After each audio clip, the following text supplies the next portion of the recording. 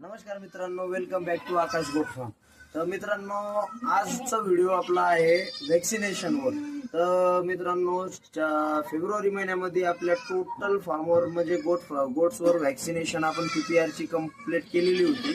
पण त्याच्यामधून काही 25 बकऱ्या आपले जे प्रेग्नेंट होते ना, तर ते 4-4.5 महिन्याचे प्रेग्नेंट असल्या कारणाने आपण त्यांना वॅक्सिनेशन वगैरे काही केलं नव्हतं समजा.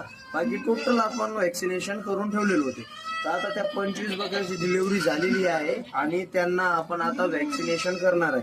तर मित्रांनो, तुम्ही बघू शकता, हे आपली PPR ची वॅक्सिन आहे. हे वॉटर आहे, हे पावडर फॉर्म. तर आता या वॉटरला या पावडर मध्ये मिक्स करून त्याला रिपीट त्या पाण्यामध्ये मिक्स करायचा आणि त्याच्यानंतर पर हेड 1 ml. तर पर हेड 1 ml रूटनं टोटल बकऱ्याला आपण वॅक्सिनेशन करणार आहे. तर मित्रांनो, बघू शकता आता ह्या व्हिडिओमध्ये मी आणि आपल्या फार्मवर टोटल वॅक्सिनेशन कंपल्सरी शेड्यूलच्या हिशोबानं होती बरं का. तुम्ही बघू शकता आता मी PPR वॅक्सिनेशन चालू करणार आहे.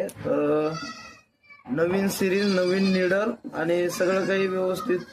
आता तुम्ही बघा, मी ते पावडर फॉर्म मध्ये ते मिक्स करतो आणि कसं मी त्याला म्हणजे वॅक्सिन बनवतो तुम्ही बघू शकता. आता याच्यामध्ये मी 2 ml पाणी वॉटर मिक्स केलेले समजा, स्टील वॉटर. तर थोडं अजून मिक्स करूया त्याला आणि पर हेड 1 ml ना आपण त्याला आपले कोट्स जे असतात ना, बकरी पिल्लू 3 महिन्याच्या वरच वॅक्सिन करता येते बरं का. त्याच्या खाली वॅक्सिन करता येत नाही. आणि प्रेग्नेंट जी बकरी असते ना, तर त्याला पण 3 महिन्याच्या खालीच वॅक्सिन करता येते. तर त्याला 3 महिन्याच्या वर कधीच वॅक्सिन करू नये.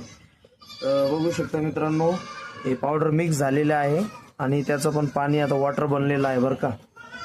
आता आपण त्याला स्टील वॉटर मध्ये मिक्स करून घेऊ.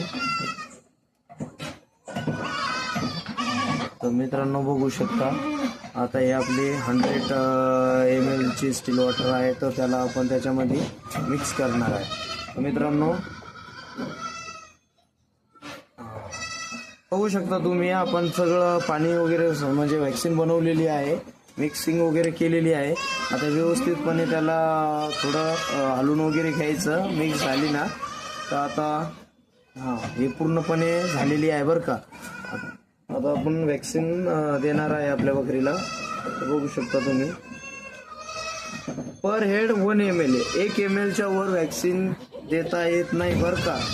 आणि 12 महिन्याचे म्हणजे रिपीट आपण 12 महिन्यानंतर 1 वर्षानंतरच PPR करतो. बाकी वॅक्सिनेशन जे आहे ना, ते 6 महिने